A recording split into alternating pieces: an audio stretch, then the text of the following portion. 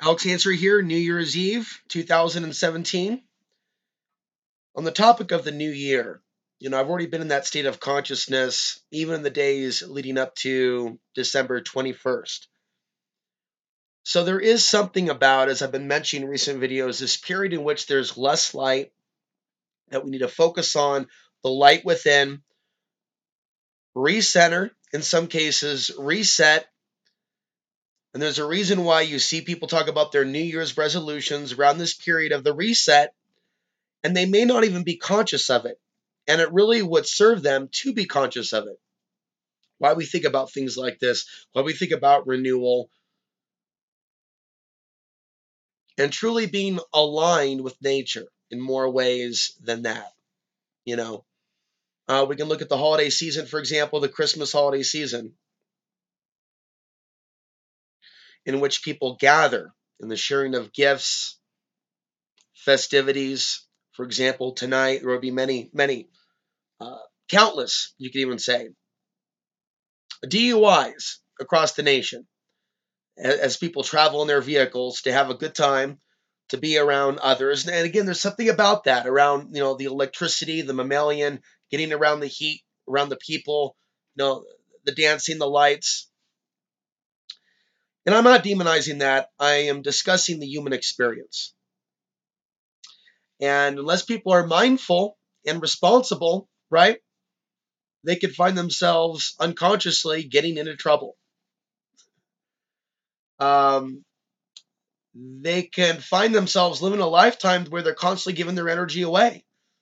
And I certainly know that I've seen somebody else on YouTube recently. It was the YouTube channel Reprogram the Matrix, where he talks about Halloween and some of the holidays,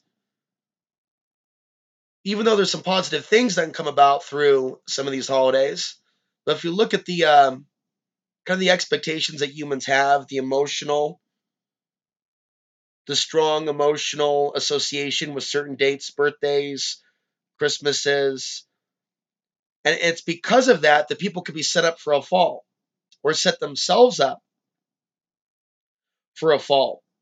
And it makes sense why there's a number of these community oriented festivals, if you will. Thanksgiving, right? The Christmas gift exchange tradition, and then New Year's Eve. And notice how all of these are happening basically within 35 days of each other. For November 25th, or whatever it may be, the Thursday in which the third week or whatever week it falls on in late November, to the 24th and the 25th, because some people, they're gonna need that extra Christmas festival. What's the word I'm looking for? Vibe, mood, and we have to differentiate between the mindless consumerism. There's nothing wrong with sharing or giving gifts. We're talking about when people are going into great debt to participate in a consumeristic ritual. People should be kind to each other. People should be festive. And it makes sense why I'm trailing off here. But being that I am from Portland, Oregon, it's a really great season, a really great time of year.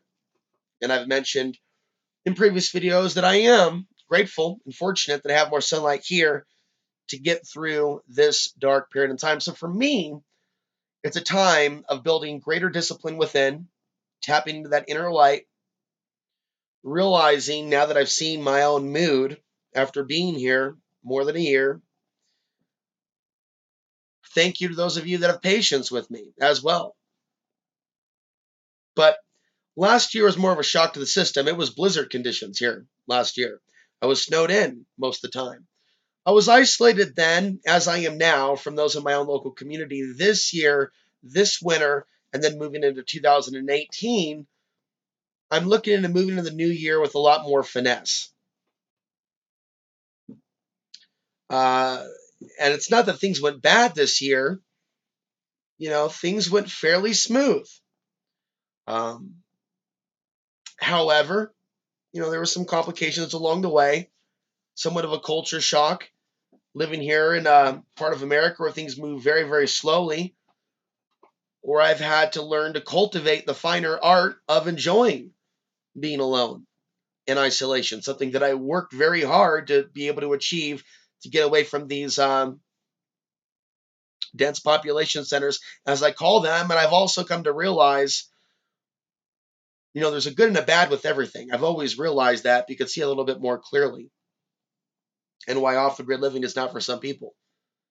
Because some people cannot take the long term isolation. And for me, I don't think there's much argument about this.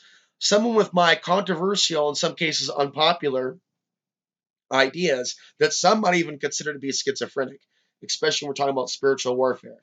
Now, these aren't conventional topics. It can isolate one further. I believe one can survive that isolation and come out stronger than ever.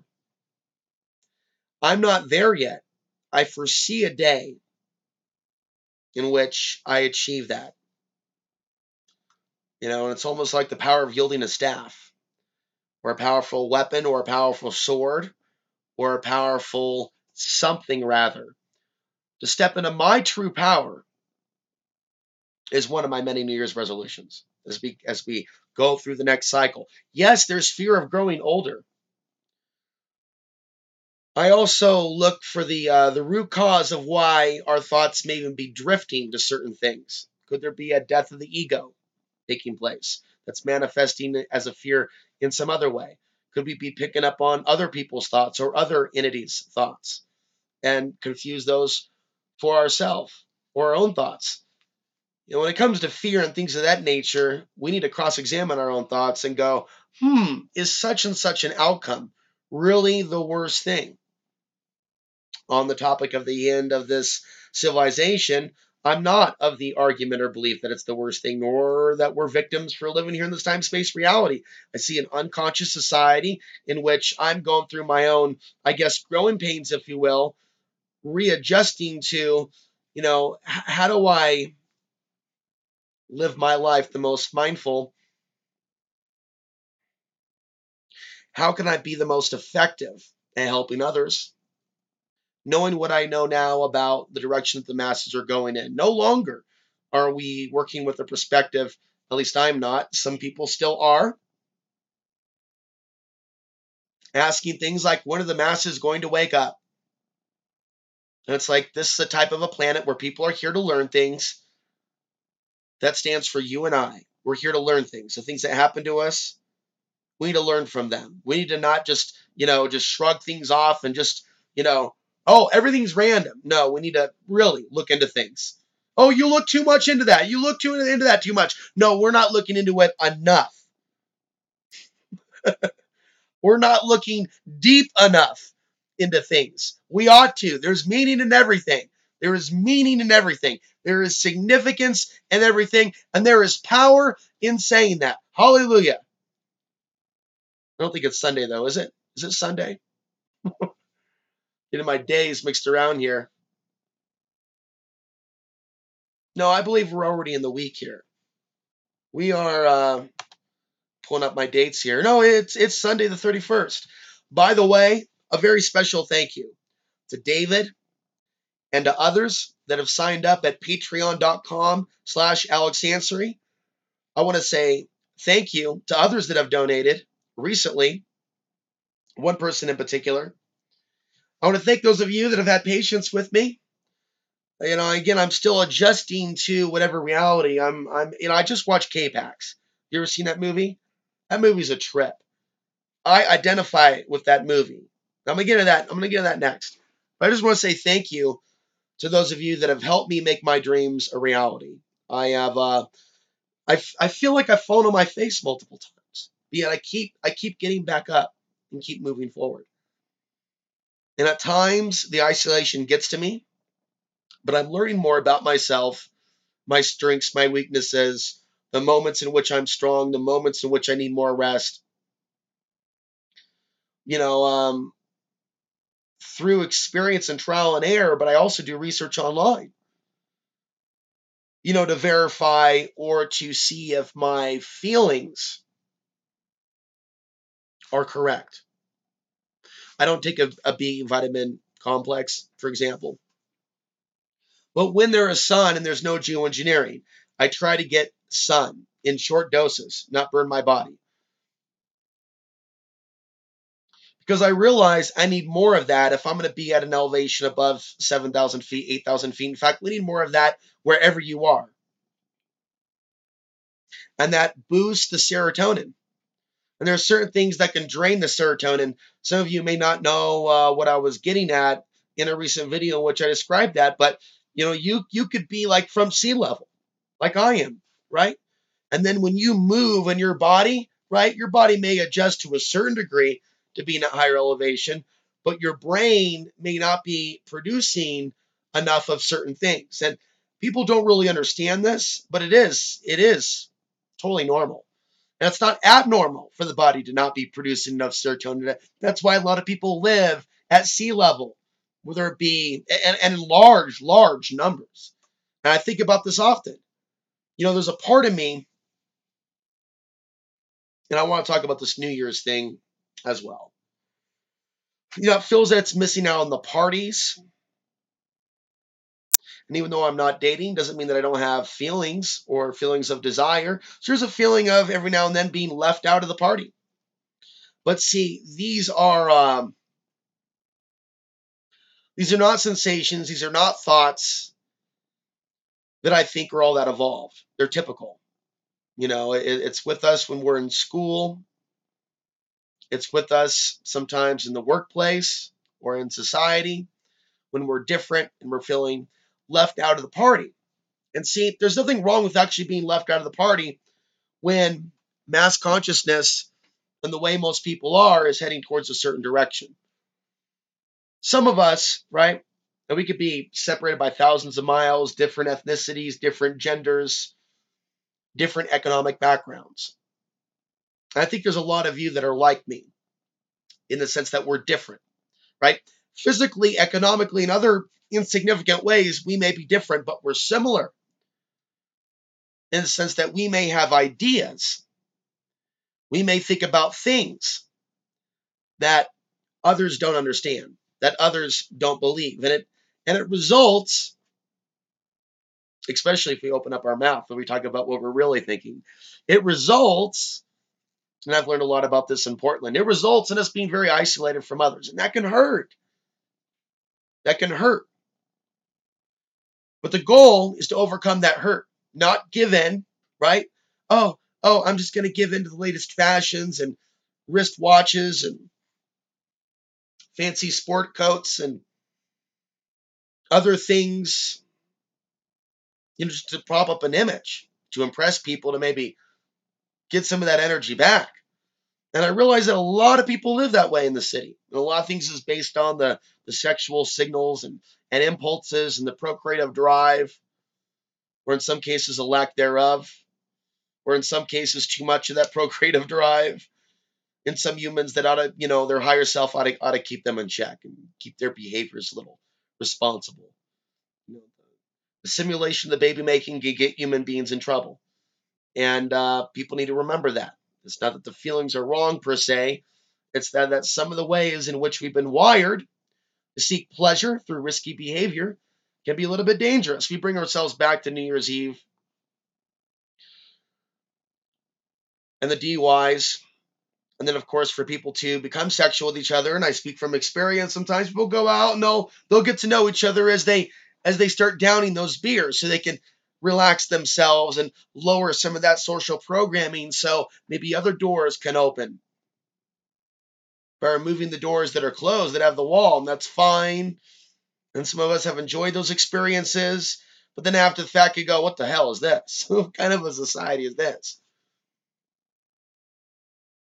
And so, kind of reminiscing on past New Year's Eves, it's not just me being different than others, but not really sharing their same values.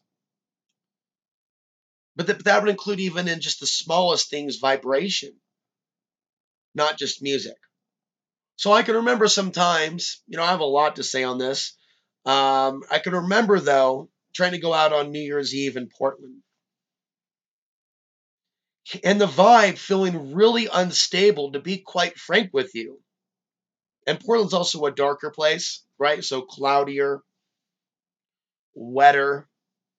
I would say vibrationally darker, old city, a lot of ghosts, a lot of alcoholic ghosts, a lot of that brothel energy, saloon energy, gunslinger energy, right? Living alongside the modern day energy. That's how I describe some of these streets in Portland, Old Town, Chinatown, to be specific, other places like that, inner southeast. It's got a lot of that lower ghost paint energy. So there is a point to celebrating the new year, and there's a more mindful way to do it than what most people do. So I don't knock the idea of celebrating in general or people getting together and having their communion, but that's really what it is. It's people coming together and being kind to each other, right? I think that's why some people say happy holidays. Why is that? And they're not even trying to be aggressive like people are trying to make it out to be, like they're being anti Christmas by saying happy holidays. I think people are just trying to be politically correct. So they say happy. Let's be happy. Let's not be. And there's people out there, and see, I'm talking about the influence of light over dark, or periods in which there's more light, and that can make someone really out of balance. As I've talked about in the summertime, where sometimes there's more gangbanger activity going on and more other risky behavior. Everybody's like zooming around, adding some geomagnetic storms in this electric universe affecting the electric human body. Sparks are flying. Where it seems like, and I would say this as generalization, going from spring to summer to fall. There's a good balance of energy there to get certain projects going. It's like when we're going from that fall to winter and winter to spring, that can feel like the dark ages. And some people don't do so well when they're not getting as much light. And we have a society holistically that's not aware of this, right? There's going to be more certain things. There's going to be more abuse of alcohol, right? There's going to be more use of the grid in general. And not to generalize that as negative or positive. But those are other ways of generating heat, for example, to keep us warm. Or cooking our food outside of the grid. What if the grid, which is very much centralized, were to implode because of this overuse and drain on the grid during these winter periods and a growing population? There's more people inside. On one end, there might even be more YouTube views when the weather is colder. On the other end, there might be, in some cases, I'm not so much speaking from example at the moment, but just observing in general.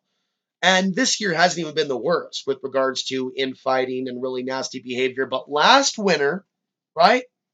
Oh man, the internet was rich with a lot more foul language that people were directing at each other, and calls for political violence. Now, we still have the political gang fighting in the streets, but it's not even close to as intense, nor Antifa versus the Portland police. To give an example, even though we have stuff nationwide, I'm from Portland, and I'll watch what's going on in the city in which I was born, where some of the most intense civil unrest is taking place. Is it any wonder why I work so hard to get away from that place? Is it any wonder when you're looking at the things going on in Portland why that society would reject me for the most part, and how hard that was on me? Some people still haven't really thought this through. The Portland society. I don't fit in with mainline left or right individuals, societies, or political parties. I've had fans of my work that are Democrats. I've had fans of my work that are Republicans, fans of Donald Trump as well. It's awkward bedfellows. And I really shouldn't overthink it.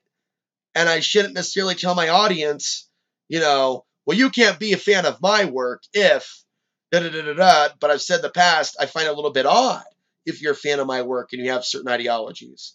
I find that to be odd. But I can't force things to be a certain way. Some people generally like to hear different talk show hosts or radio hosts that have different political views.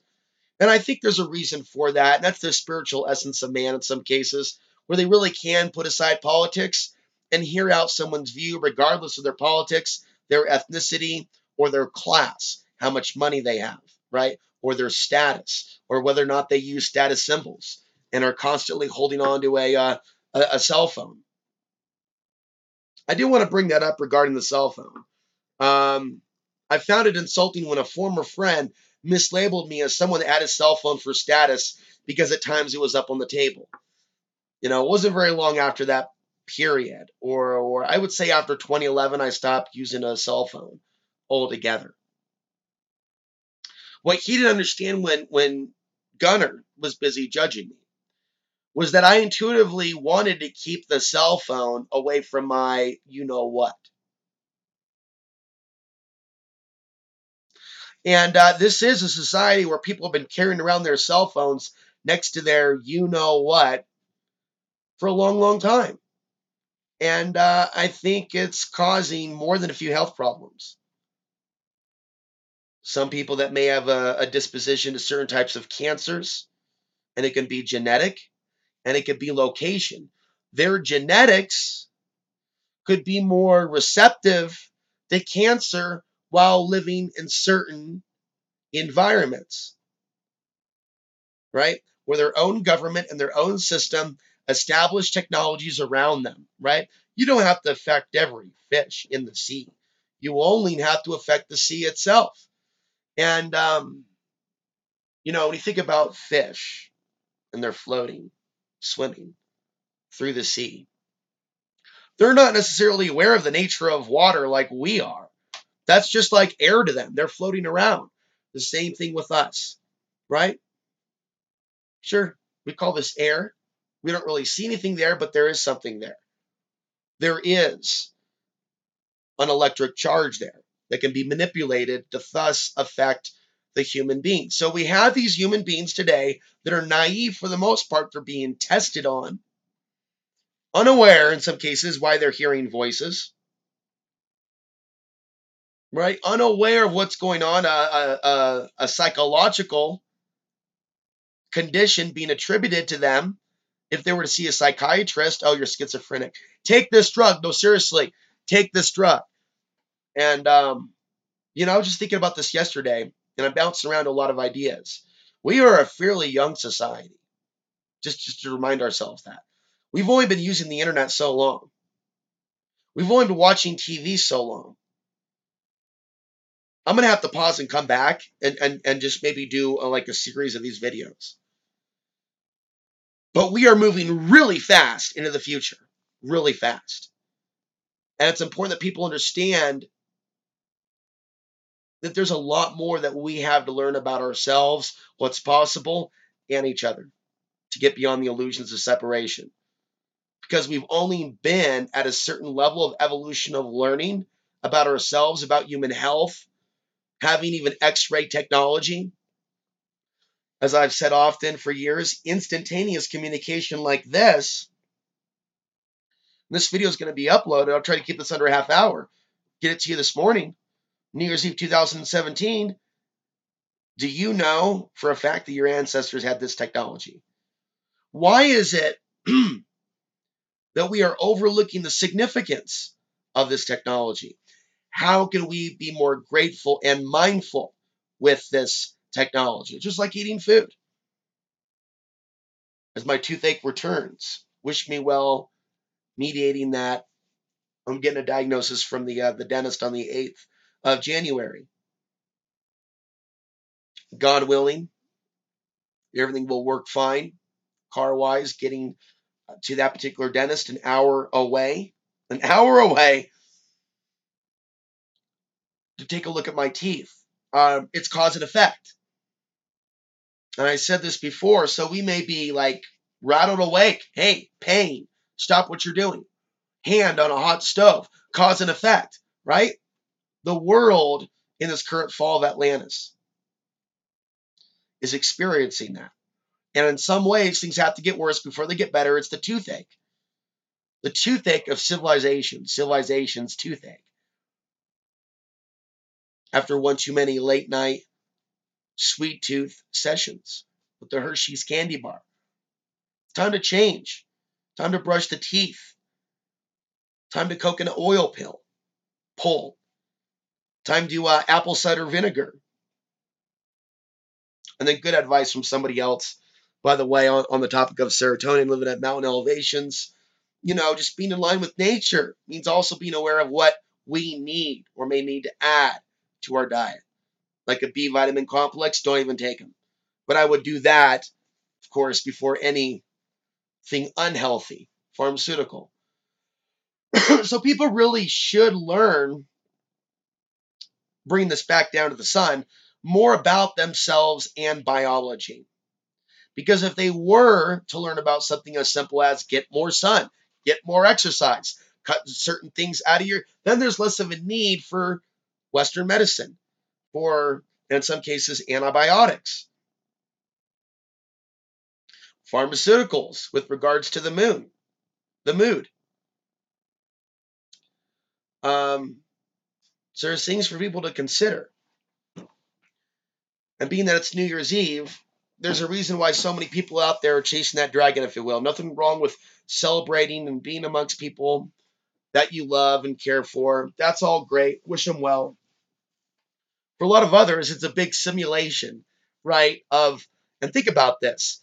All these people thinking about like 10, 9, 8. Like I remember as a little kid, like watching that on screen, like, and being aware, like, okay, so I'm responding. Picture an alien here visiting for the first time. I'll try to bring this back down to K-Pax, the movie that I watched in just a moment, but I haven't watched the whole thing. I'm watching it this morning. But it's like I do feel like an alien visitor, like Kevin Spacey's character, K-Pax, basically winds up in a mental institution, and they're thinking he's just some guy who thinks he's an alien. But he literally woke up one day and he was on Earth in a human body. I'm not saying I'm just like that.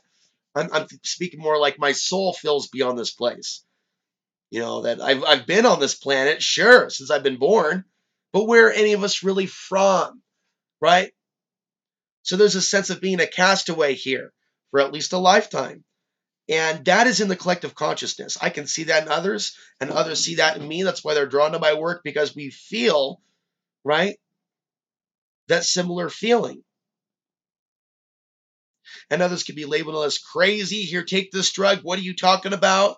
Right? And why are they so quick to blame us and point their friggin' fingers at us? I'd like to ask these psychologists, well, what do you think about pastors? Well, that's okay. They're, 501c3. Okay, USA. That's okay. That's no problem. They're a church. They're using like recognized sigils. Right? Well, how is that fair? How is that sane? How is that not mentally ill? To say, well, that's okay because that's establishment. And they killed a whole lot of people to establish those views. So that's the church. Leave them alone. But if you're going to be acting outside the church and talking about your theories about the battle of good and evil and the Eye of Sauron and humanity being enslaved, that's crazy. And so we're living